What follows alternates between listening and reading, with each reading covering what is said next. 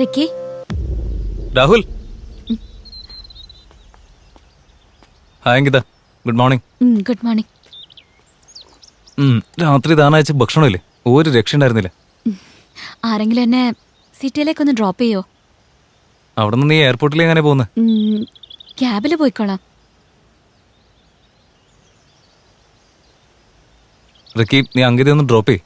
രാഹുൽ, ഇവിടെ എനിക്ക് കുറച്ച് ജോലികളുണ്ട്. നീ തന്നെ ഡ്രോപ്പ് ചെയ്താൽ മതി. അല്ല, നീ തന്നെ ഡ്രോപ്പ് ചെയ്യ്. എനിക്കിവിടെ കുറച്ച് ജോലിയുണ്ട്, എന്നെ കൊണ്ട് പറ്റില്ല. നീ പോയി ഡ്രോപ്പ് ചെയ്യ്. നീ തന്നെ ഡ്രോപ്പ് ചെയ്താൽ മതി. ആരെങ്കിലും ഒന്ന് ഡ്രോപ്പ് ചെയ്യുന്നുണ്ടോ? അതോ ഞാൻ ഒറ്റയ്ക്ക് പോണോ?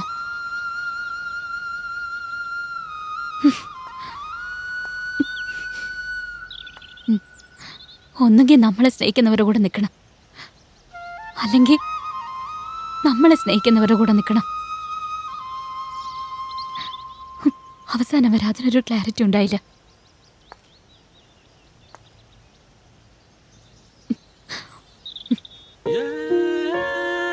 ശരീരത്തിനാണ് മരണം ഉണ്ടാകുന്നത്, ആത്മാവിനല്ല. മനുഷ്യൻ എന്തെങ്കിലും ആഗ്രഹം ബാക്കി വെച്ചാൽ മരിക്കുന്നെങ്കിൽ ആത്മാവിന് ശാന്തി കിട്ടില്ല. അതുപോലെ ജീവിച്ചിരുന്നപ്പോൾ എങ്ങനെയാണോ പെരുമാറിയത്, അതുപോലെ ആയിരിക്കും മരണശേഷം ആത്മാവും പെരുമാറുക.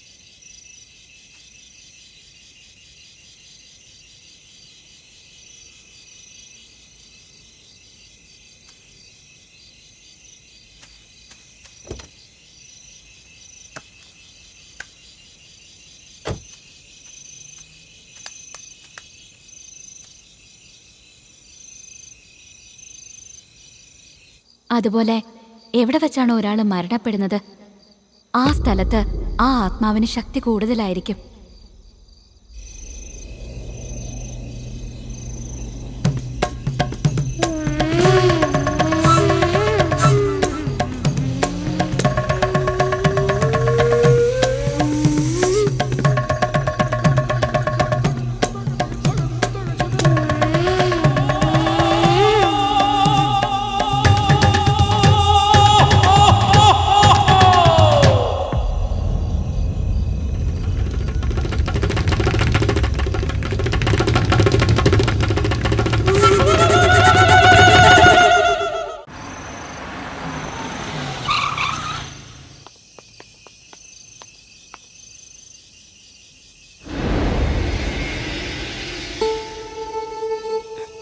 ഒന്നുമില്ല.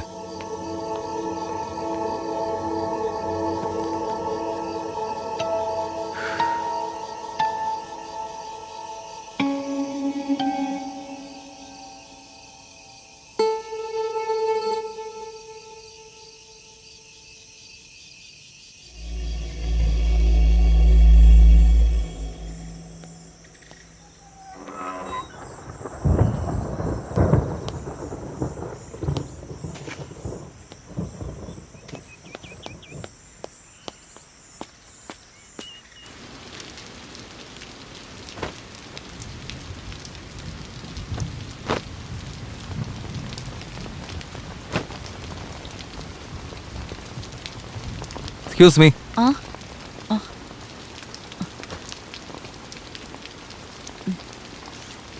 എൻ്റെ പേര് റിക്കി എന്നാ. ഞാൻ ഈ നാട്ടിലെ പുതിയ ആളാ. പടേൽ സാറിന്റെ വീട്ടിലേക്ക് വന്നതാ. രംഗണ്ണൻ ഇവിടെ ഇല്ല, ജോലിക്ക് പോയിരിക്കുക. അയ്യോ അല്ല, ഞാൻ രംഗണ്ണനെ അന്വേഷിച്ച് വന്നതല്ല. ഈ നാടൊക്കെ ചുറ്റിക്കറങ്ങി കണ്ടുകൊണ്ട് നടന്നപ്പോ നല്ല ദാഹം തോന്നി വന്നതാ. കുടിക്കാൻ കുറച്ച് വെള്ളം കിട്ടോ? അകത്തേക്ക് വരും. താങ്ക്സ്.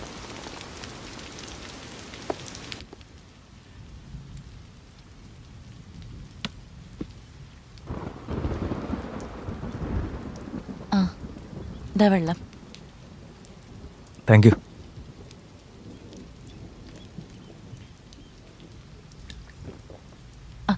ഇങ്ങനെ തന്നേക്ക്. ഒരു മിനിറ്റ്. എന്നെ തെറ്റിദ്ധരിക്കില്ലെങ്കിൽ ഞാനൊരു കാര്യം ചോദിച്ചോട്ടെ? എന്ത് കാര്യ? ചോദിക്കേ. അത് എന്താന്ന് വെച്ചാൽ, ആക്ച്വലി ഞങ്ങൾ ഈ നാട്ടിലേക്ക് വന്നത് ഈ നാടിൻ്റെ ചരിത്രത്തെക്കുറിച്ചും ഇവിടുത്തെ കൾച്ചറിനെ പറ്റിയും റിസർച്ച് നടത്താൻ വേണ്ടിയാണ്. ഇപ്പോഴാണ് ഒരു കാര്യം മനസ്സിലായത്. നിങ്ങളുടെ ഭർത്താവിൻ്റെ ആത്മാവ് ഈ നാട്ടിൽ അലഞ്ഞിരിഞ്ഞ് നടക്കാമെന്ന് നാട്ടുകാരൊക്കെ പറഞ്ഞു നടക്കുന്നില്ലേ?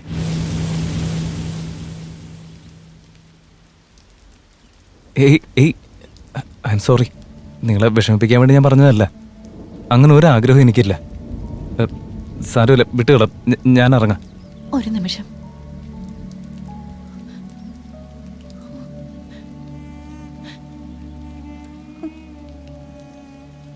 പറയാൻ ബുദ്ധിമുട്ടുണ്ടായിട്ടല്ല, പറ്റുന്നില്ല. എന്നാലും പറയാം.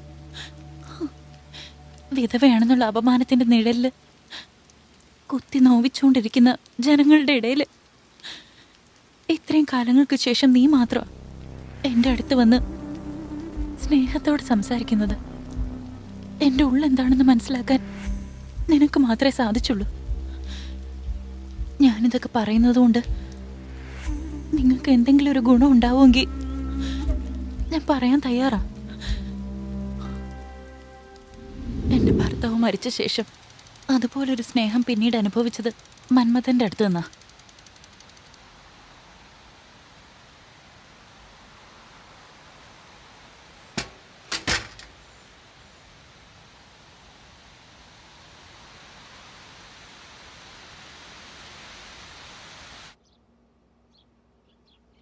മോളെ രത്നേ.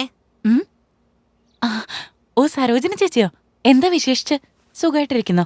അതെ അതെ സുഖാ മോളെ. രംഗൻ ഇവിടെ ഇല്ലേ? രംഗണ്ണൻ ഇപ്പോ പുറത്തു പോയതേ ഉള്ളൂ. എന്താ ചേച്ചി കാര്യം? മോളുടെ കല്യാണം ക്ഷണിക്കാൻ വന്നതാ. ഓ കല്യാണമായോ? അത് നന്നായി. നോക്കട്ടെ. ഭർത്താവ് മരിച്ച ആൾക്ക് ഇതൊന്നും കയ്യിൽ കൊടുക്കാൻ പാടില്ലെന്നാ. അത് നല്ലല്ലെന്ന് അറിഞ്ഞൂടെ?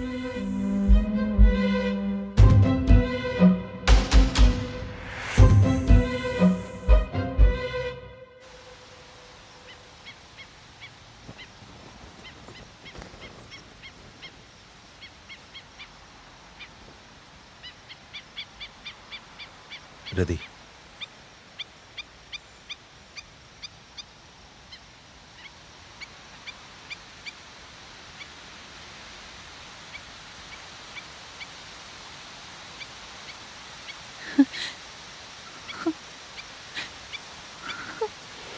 ശരിയാക്കി തരാ ഞാൻ.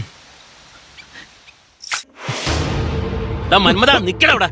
എടാ പരനാറി, നിനക്ക് എന്റെ പെങ്ങളെ തന്നെ വേണോലടാ. അവൾ എങ്ങനെയെങ്കിലും ജീവിച്ചു പോയിക്കോട്ടെ. പ്രേമത്തിന്റെ പേരും പറഞ്ഞ് അവളുടെ ജീവിതം നശിപ്പിക്കാൻ നോക്കരുത്.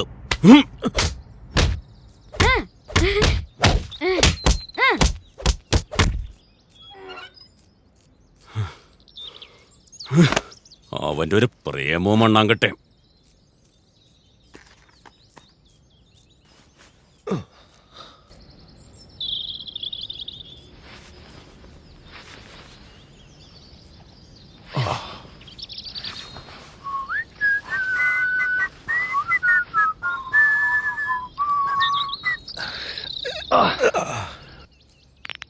ചേട്ടോ, അകത്ത് വെടിക്കെട്ട് ശബ്ദം വരുന്നല്ലോ. എന്താ ഉണ്ടായേ? അതൊന്നുമില്ലടാ. ആ രംഗനാഥനില്ലേ, അയാളൊരു പൊട്ടങ്കണാപ്പനാ. വന്നുടനെ എൻ്റെ കാലിലൊക്കെ വീണന്നേ. എൻ്റെ പെങ്ങളെ കെട്ടുവോ എന്ന് ചോദിച്ചു. ഞാനെന്ത് പറയാനാ, എനിക്കിപ്പോൾ സമയമൊന്നുമില്ല. പിന്നെ എപ്പോഴെങ്കിലും ആരെങ്കിലും പറഞ്ഞ് അയക്കാം അങ്ങോട്ടെന്ന് പറഞ്ഞു. അതെന്താടാ മണി, മന്മഥൻ എന്നുള്ള പേര് കേട്ട ഉടനെ പെണ്ണുങ്ങളൊക്കെ വരുമല്ലേ, എന്നെ കല്യാണം കഴിക്കുന്നു പറഞ്ഞ്.